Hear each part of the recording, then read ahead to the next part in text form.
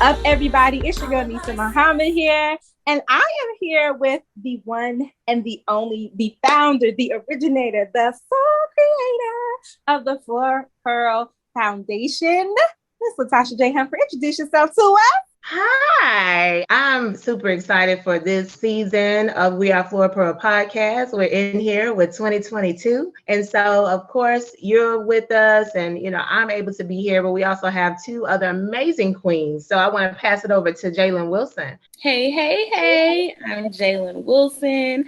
I am the newly school counselor in the Jefferson County school system. And I want to say thank you to Miss Latasha J. Humphrey herself for being the best mentor and allowing me to be on the Flora Pearl podcast. Nisa, I too. I'm going to pass the mic over to my little sis, Miss Zaria Robinson. Hi, I'm Zaria. And what makes me important is that I am the daughter of the founder. Did she say nepotism? Take it away, Nisa. Did she just industry baby us? Because I feel like she did. She did. So y'all, this season we are kicking it off hard, right? And I'm so glad Zaria's here for this because, oh my God, right? She's kind of came on our neck. So this is perfect. The first episode of the season, we're calling it, Am I My Sister's Keeper? So first things first, how you feeling, sis? Nisa, why don't you start? How are you feeling? Right. Baby, it's date nights. I feel like new money. I feel like I'm about to put this coach on my wrist, let it swing like this. Okay, I feel good. I think I'm gonna need me a drink after dealing with this. All this. I'm good. Fighting a cold, but I'm here. No, we're glad you're definitely feeling better, at least up to being with us tonight, Jalen. So thank you. For you and Zaria, anything. That's the It's so wild. I ain't gonna let you. There was one name missing there. I know, right? Just one. One name. Zaria, we're gonna skip Jalen. Zaria, how you feeling, girl? I'm fine. Yeah, I'm good. I really don't have no story. Not like I'm sick or nothing. Well, that's a blessing. My goodness, what the world? That is not the story we want to tell. I mean, I did throw up today, y'all. So I guess I'm better now. Okay. How you feeling? I feel really great. I'm definitely excited for the podcast tonight. So I'm feeling amazing.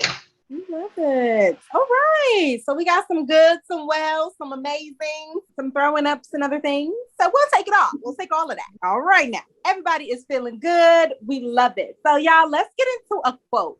As you know, Black women are the blueprints. We were the first. We will be the last. We are the best to ever do it. Do it, do it, do it. And so we are going to have a special segment this season called A Black Woman Once Said. Because sometimes y'all be acting like y'all didn't hear us. So when I say it, each time y'all hear it, it's going to be said like this. So y'all, a Black woman once said, quote, we're sometimes taught in our societies that we have to compete and we have to hold each other back in order for one of us to succeed. That's not true. We have to be our best friends, each other. That means we cannot be catty. We cannot compete and see one person's failure as our success. We can all rise together. We can all win. Unquote.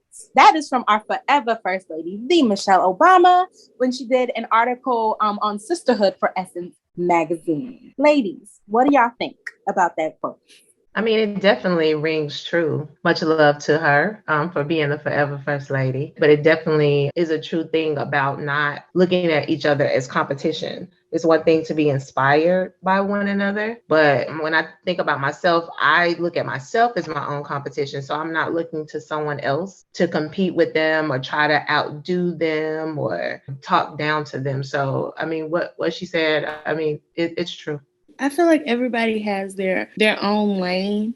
Like everyone has their own gift, their own talent, their own purpose. And so when you're competing with someone else or when you're trying to down someone else, it's like driving on the interstate. You're merging into their lane and you're about to hit their car and you're going to cause an accident. And that's not something that you need to do because it'll cause a whole chain effect. So I think that, I agree with Miss Humphrey and our forever First Lady, stay in your lane. I love that. Yeah. No, I was like, so, because I was looking at it from like more so with Black women, how there is so little opportunities for us that we do sometimes see one person who they failed is kind of like, oh, okay, like now I have a side. And really, it's like anytime you see one of us up there, it should just be like a big moment for everybody, but it isn't because there are so little. So yeah, I do agree. No, I agree too. I feel like I like the whole like we have to be our best friends type of thing, because it's like when you think about like a friend, or when you think about like somebody you consider close to you, or like we like to say like somebody who's in your village or in your tribe, it's like this person understands like your pains, your traumas, your experiences. They're there, they're considerate, they don't do anything like intentionally to harm you. Like really imagine a world where Black women were just like, we all besties. Like, sis, if this is going on, I got your back. Like, if this is going, I got your back. Oh, this happened, I'm so proud of you. Like, if you could just imagine a world where that was the case, that would just be magical. Like, we really could all win. So yeah, I agree with it 100%. I love to see that our forever first lady is still inspiring the masses. So ladies, let me ask you, and anybody can go first. I'm going to ask Zaria first because she's the youngest. Hey, boo. What does sisterhood mean to you? A big group of Black girls. Ma'am, if you do not, I'm not taking the first grade definition. Come on now. See, Nisa, yes. We be trying it. A bunch of girls who lift each other up and are there for each other, and really, like, no matter what ages or whatever, like they all got each other, and if they're related or not. Well, she said it all right there. She did. But it doesn't have to be like a big group of them either. Right. Yeah. It can be like a small little sisterhood. Someone that understands you, even when words don't have to be explained. Like, you don't have to say anything, they just automatically understand. Yeah. Like that telepathy me and you had that needs to be jealous of. Yeah. No. Yeah. Like the delusions Jayla be having and we let them have her because we love her. Yeah. Those. Mm-hmm. Yeah. Ms. Humphrey, what does sisterhood mean to you? Yeah. You see how I'm just skipping over the negativity? We keep it going. I think, well, you all were talking about too, about the it not even having to be a specific group or a big group or whatever. I look at love, I look at loyalty, I look at trust, like those different things, like that's what goes into making a sisterhood. And I feel like it can also be those that you don't have to be related. When you think of sisterhood, it could be those that you have welcomed into your tribe along the way. So I feel like it's what you even have the opportunity to create, so to speak, as it relates to sisterhood. It's not just an automatic thing. It's something that you help create. So yeah. I like that. I mean, it's a safe space, really. Like if don't nobody else got your back in the world, like I even thinking about like the people I consider to be my sisters. Like if no one else has my back in the world, if I feel like everybody else is just completely stupid for the day, like I feel like my sisters are my safe space. And that don't even have to be like because we talk every day or because we spend the most time together, but it could literally just be like just a safe space. Like you really get it from one Black sister to another. Like we are here. We evil twins, as they like to say. So, but I will add into that, it's also like that sisterhood. When someone is really your family, they're gonna tell you about yourself, but still root for you in the same way. Like they're your number one supporter. Mm-hmm. Like my biological sister, like she'll be in the quickness. She's not gonna correct me in front of somebody because she's big on respect, but she will, like when it's just me and her, she'll be like, you know you're wrong. That gathering. Yeah. But she's literally my number one supporter. Yeah. It's definitely about balance. Like sometimes you gotta let me be, like me personally, sometimes you need to let me be out of pocket. Sometimes you need to join into my out of pocketness. And we both just need to be out of the pocket. And then sometimes maybe you need to be the mature one and gather me. And maybe I need to be the mature one and gather you. It really is all about balance. That juggling act. That's my friend, and I'm gonna stick beside her. Say I'm wrong though, you know. I'm not lying. Okay, y'all ready for the next question? Why do we as Black women, or why do y'all think Black women hate on other Black women? Like why, Sway? I feel like because there's some insecurity within themselves that they want to project on someone else. And that's why they're hating on the next Black woman. I feel like it's not like the exact same reason why Black men hate on Black women as well. But it's still that whole like you hate yourself, don't you? Type of deal. Yeah. I love the way you said that. You hate yourself, don't you? Oh. No, that's real though. It is. Sorry, get a t-shirt, man. You hate yourself, don't you? That's legit. I feel like it's a learned behavior. You know what I mean? Like your mama was a hater, your daddy was a hater. So 2 times 2 that made 4 haters. Like, you got to think about it. It might not even be a learned behavior. It's a you've been this way all your life. Yeah, but who taught you to hate? You know what I'm saying? But not even hating though. Like, you've always thought that you were up here and everybody else was down here, and then you met someone that was on the same level as you, and you was never taught how to accept someone. You were just always taught to think that you're better than the next person. Yeah, it was a learned behavior. Think about it. Yeah, it's like your parents, like if your parents really grew you up to think you are the epitome of everything right, and there's no one else in the world who's better than you, and there's no room for anyone else because you're the best thing since sliced bread. But also, it's a choosing though then, because even the learned behaviors, you still have a choice to make, because you can decide. I mean, you could grow up in a family and that's kind of how whatever is taught, but then once you learn better, you're supposed to do better. Well, you should. Once you get to a certain age, you can't be like, I'm young. Right. Or that's what I was taught. It's like, how you 30 and you still, so you didn't learn. Like, I do believe things are their learned behaviors, but I'm like, also you get to a point where you choose, and then when you learning more information, when more information is brought before you. So even for us, yeah, it's insecurities. Maybe your family, you use your environment, but then at what point are you then going to heal so that you can be better? Yeah, it goes back to the, like, your true friends are the people that are going to quote unquote gather you. I think gather is such a negative connotation. Your real friends are your sisterhood are the people that's going to tell you, hey, your stuff stink, but let me help you clean it up. That's not a negative. Okay. All right. Jay. It's a humbling. So the stuff stank instead of gather. We got it. Yeah. I have to be gathered. I don't know about you all. I want to do gather. But as a germaphobe, gather me, okay? Don't tell me I stink. I will be in the shower for 8 days. You tell me my stuff stank.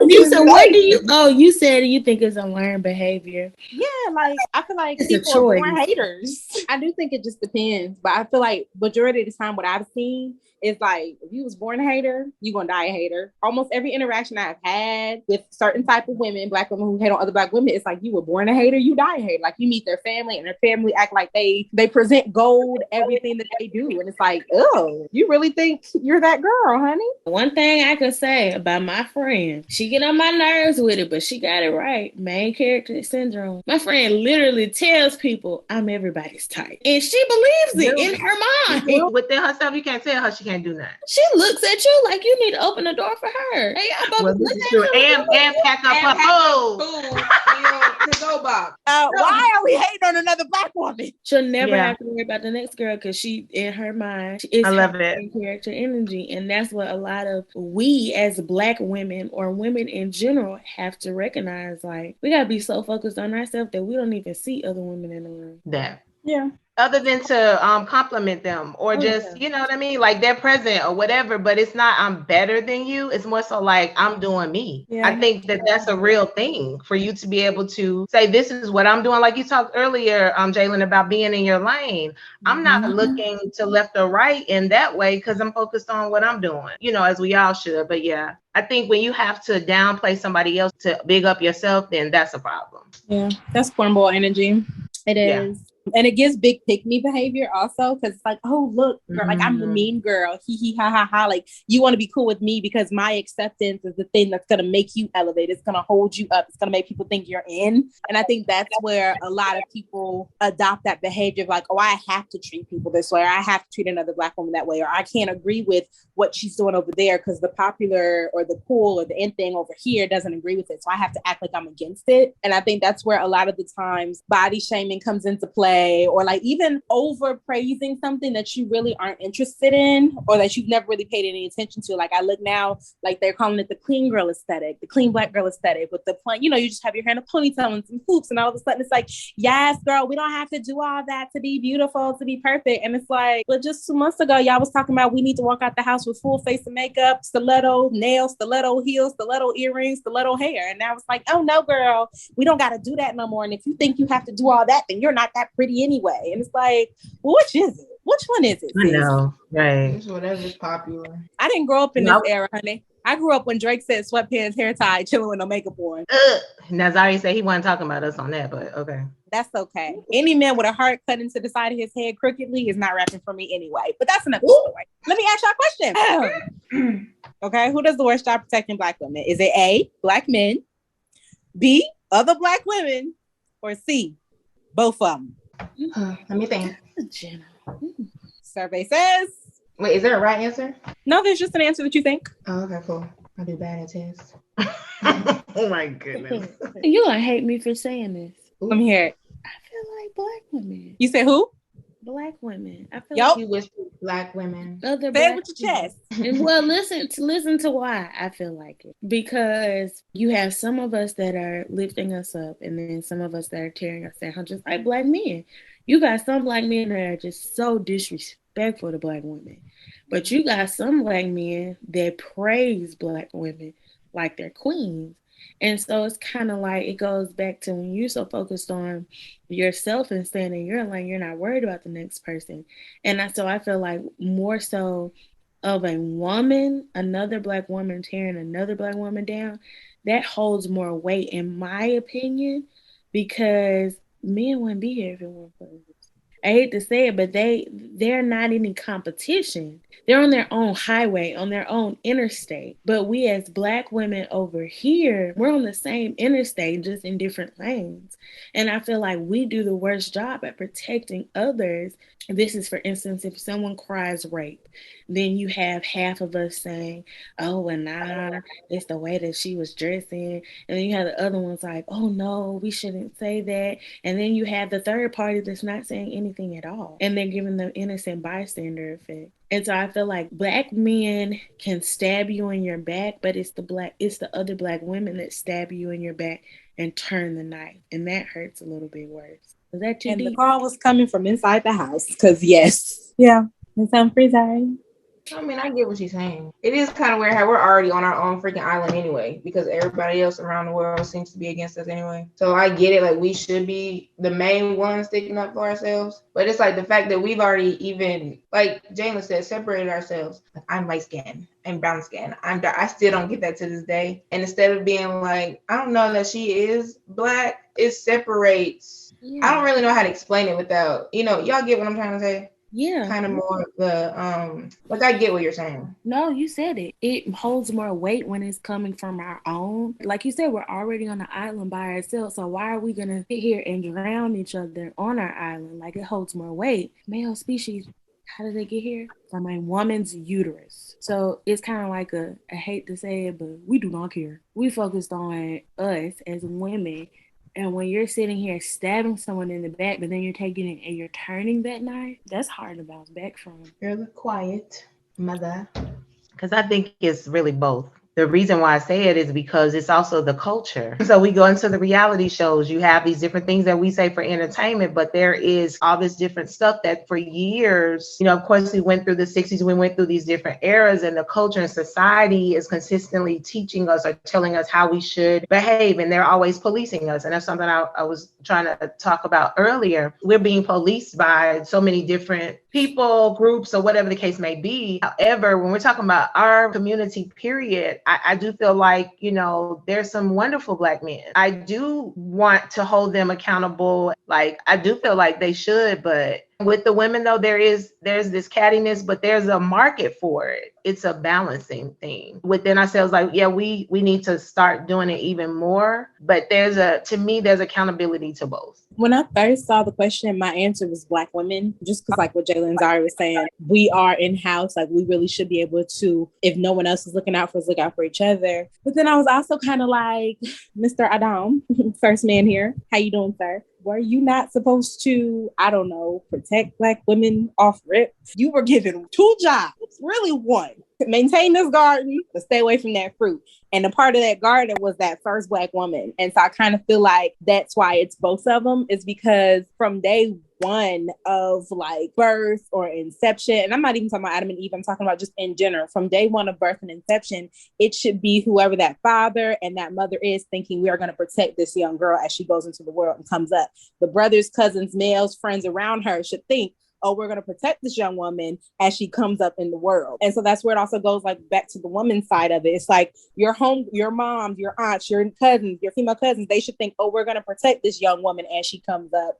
And then your female teachers, your male, like it should always be a full circle of care and trust all the way around. And so that's why I feel like everybody does a horrible job. It's not a other or, because if Black women, unfortunately, our nature as women in general, we want affection. We just do. Even if we don't immediately want it at the moment, we are givers, we are lovers. And so at some point, if let's say all women in the world were like, yeah, this is my girl, I'm riding for you, we are protecting each other, at some point, you're going to seek male attention somewhere. And if that male is unable to protect you or make you feel good about yourself or whatever the case may be, then you're always going to feel that missing whatever, or you're going to feel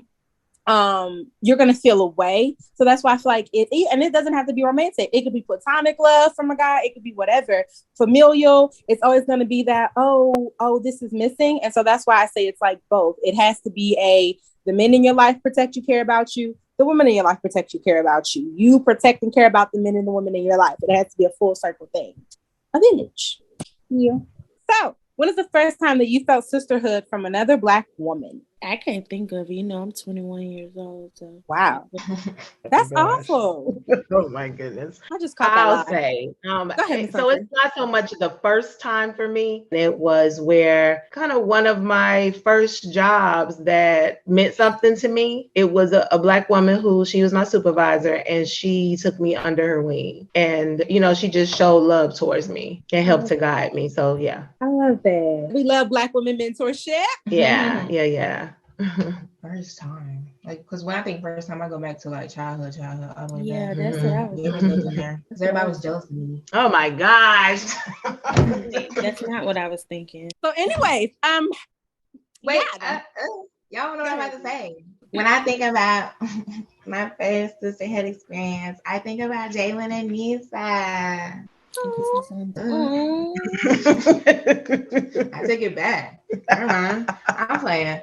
No, I really do. Because when I did meet y'all, I feel like I was like, y'all were so supportive sometimes that, like when you first are getting into that where it's like people genuinely care about you. I really didn't believe people. Like I was kind of like, oh, that's cool. Like, sure. Like, oh, you're going to be there for me. Oh, okay. You care about me. Oh, you really want me to get better with this and that. And I was like, okay. But y'all really did show it. And I do really appreciate that. I feel like even now I can call one of y'all up and really be like, and know that y'all are, like we said before, gonna tell me straight up, like, Zara, dang well, like, this is down the third. Like, stop playing. Which I said, it just happened the other day. I was just like, dang, it hurt. But I remember being like, these are the people that I needed. So I do. It's y'all. Right.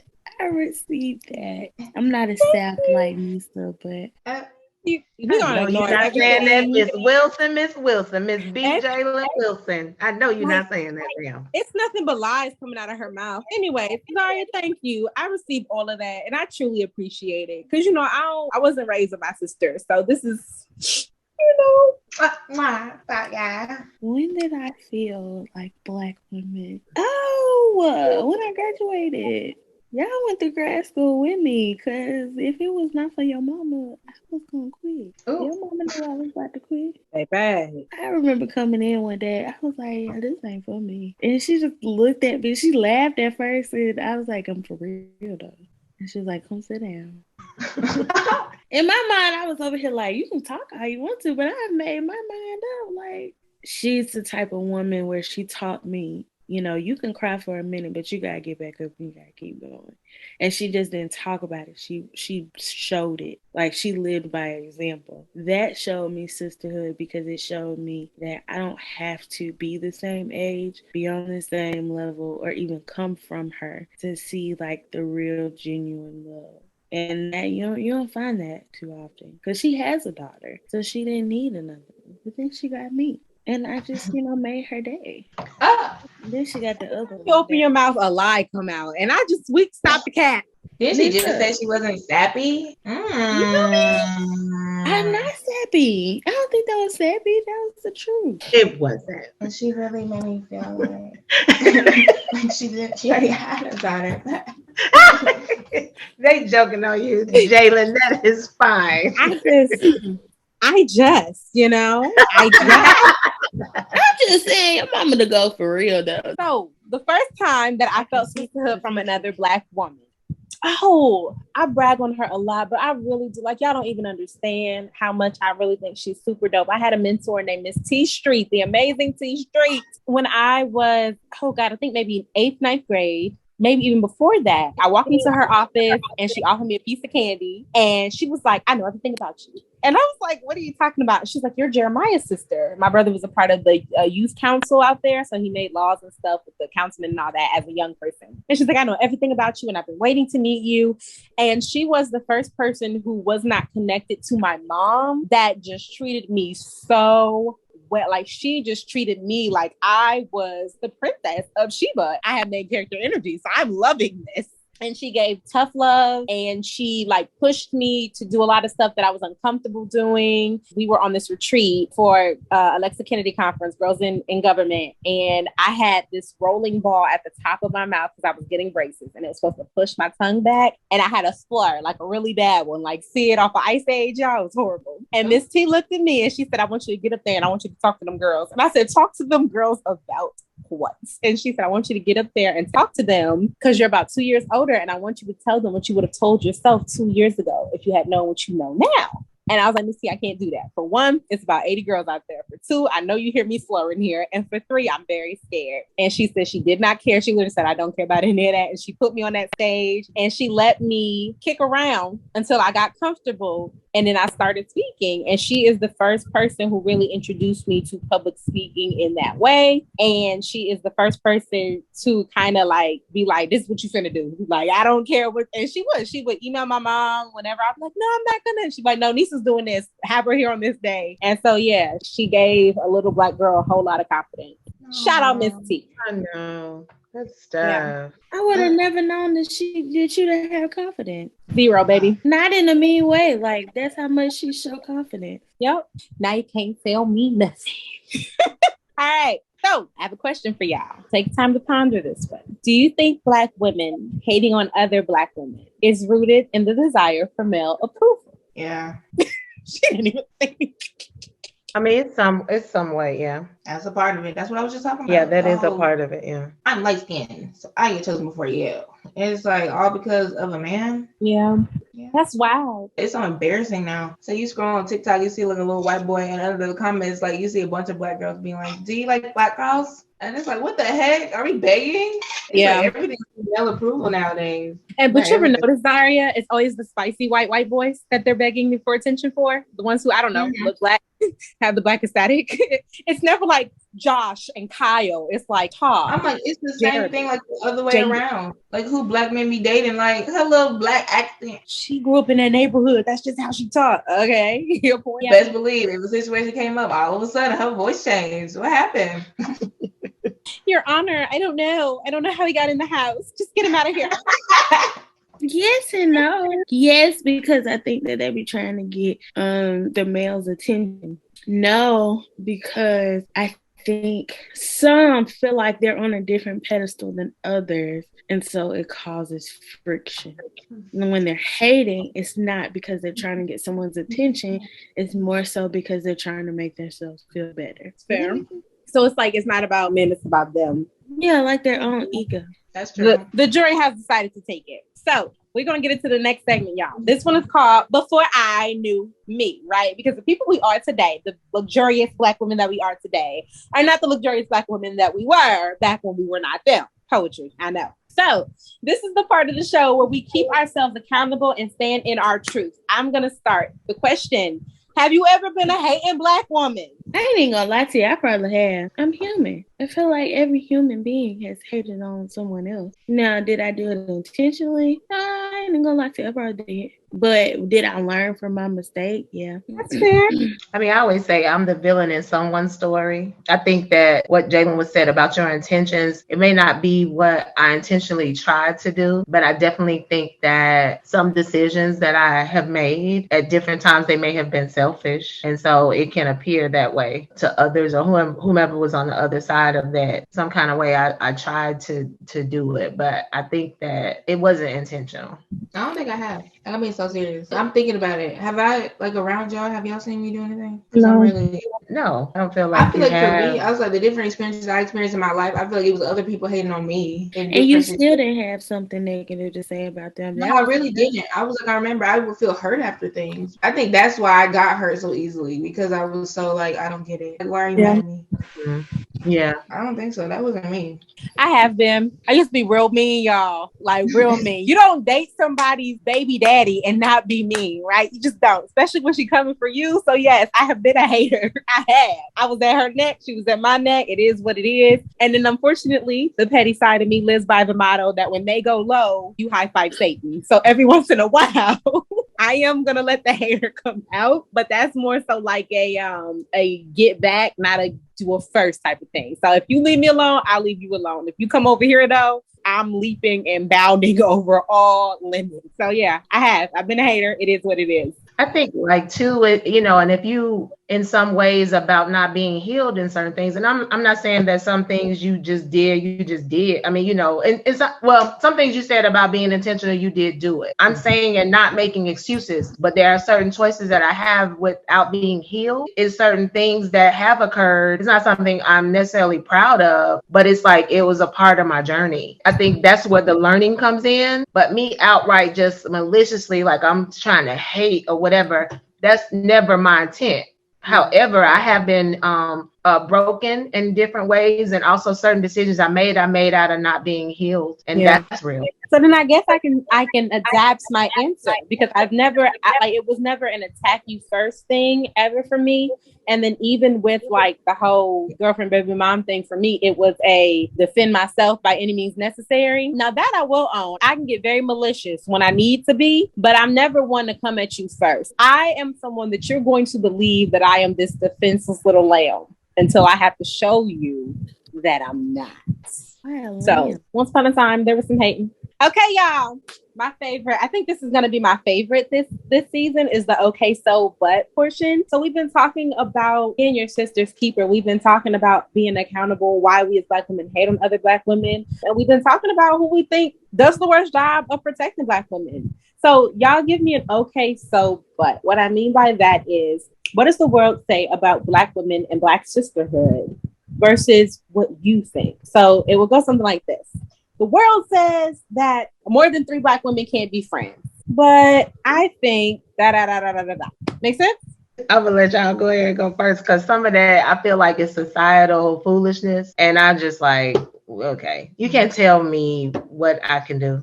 But okay, I just Miss Humphrey on that one. Who died and made you the pastor where you can tell someone what they can and can't do? Yeah, y'all, we still gotta play the game.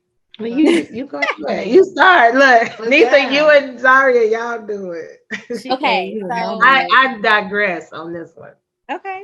I have heard that certain women only choose friends who look a certain way because it makes them look better. But the fact of the matter is that when Black women are looking for genuine friendship, like women who mean well, they're looking for beautiful people. And I'm talking about like internally, externally beautiful, because the fact of the matter, in my opinion, which I'm thinking is fact, because main character syndrome, you heard him say it. The fact of the matter is that like what you look like on the inside, how you act, how you treat others, that reflects, that carries over. Like if you notice celebrities start to look real mad crazy when they start treating people mad crazy, for real. I mean, an age, Stacey Dash. I'm just saying, people, when you are uplifting other women who look like you, that's beauty.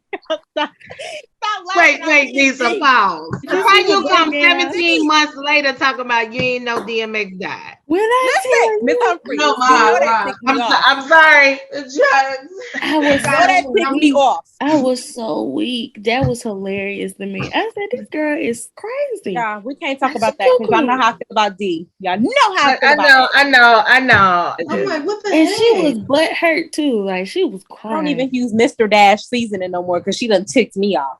We don't dash nothing around here. We only watch The Incredibles because the sun dash. That was some foolishness. Oh my gosh, but I digress. Anyway, the world says that women choose their friends based on appearance because it'll make them look better. I think that's false. I think women, we connect with people who are genuine. If you are a genuine person, you want to connect with people who are genuine. Now, if you're all about aesthetics and materialistic things, then you attract people who attract those things, or you attract people who are all about that. But when you're just generally looking for somebody to be cool and kick it with, that's what you find. And that person ends up being probably one of the most beautiful beings that you'll ever meet. So. Oh, friend, you didn't have to give me a compliment. I don't even know you. I love you. Zaria? I think, I don't know what you said about yours. For you. Oh, well, I don't know then. I'm not speaking what she said. All right, y'all. It is time to live life and give life. This is the portion of the show where we speak life into one another, because we're about to close this thing out. But before we do, we want to make sure that we are vibrating at our highest level possibly. And since it's date night, y'all want me to vibrate high so I look as good as I feel. Yeah. Period. Let's have our lovely Flora Pearl Foundation CEO and founder, Miss Latasha J. Humphrey. Go ahead and live life, give life. CEO. I like that. I like that too. Sure. Okay. Do something with that. Do I need to do it separately? Totally up to you. Okay, wait, y'all, because I always think about how Zaria's going to answer it. So let's go the easy route. Just say it as a group. Oh my God, you're so ignorant. You know what? You see what I got to deal with all the time. Taurus in it. She can't help it. Cut you off real quick. No, I mean real talk. You know, this is our first episode, and just period. You know, doing this with each of you, it means something to me, and so I'm grateful. Each of us have our own connections, we have our own bonds, you know, with one another, and I'm just grateful for each of you and what you bring to my life and being a part of my tribe, and also being able to bless this platform in honor of my paternal grandmother, of course, Flora Pearl Humphrey. Much love to her as always. I'm just grateful. So no, thank you, Humphrey. You're welcome. Thank you. You're welcome. You women are phenomenal, and to know you, it speaks volumes, because even when you don't think that you're teaching me something, you are teaching me something, and that right there, I'm able to take in my, and I am grateful. I love you, Miss Humphrey. I love you, Zaria. Nisa, I love you tomorrow. I'm still kind of salty with you. Zaria, after you, baby. I love Alia. Period. Wow. Wait, y'all, like, I went blank. Dang. My name's Nisa. That's Jalen. She needed help. Oh, have mercy. Have mercy. Speaking life, like, y'all are all amazing. And I know that when y'all leave this podcast, well, no. That's okay. When y'all Nisa. when y'all go on with, no, I mean, y'all gonna come back, but like, oh my God. When y'all, you know what I mean? Yeah, I tried. You did, baby Z, and that's what matters, because I know it's hard. I'm so serious. She's just a baby. So you all are really important to me, and I don't do well with emotion. I don't do well with allowing people to be there for me.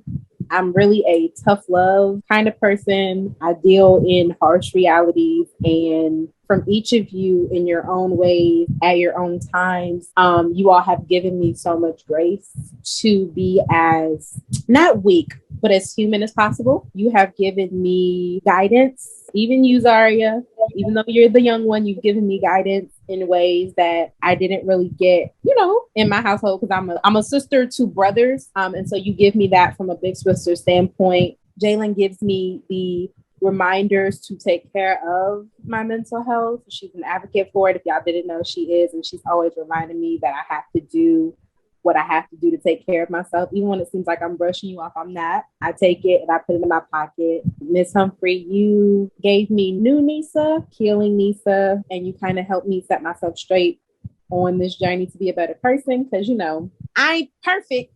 I'm a little rough around the corners and around these edges. And so you all have given me more of what makes me who y'all love.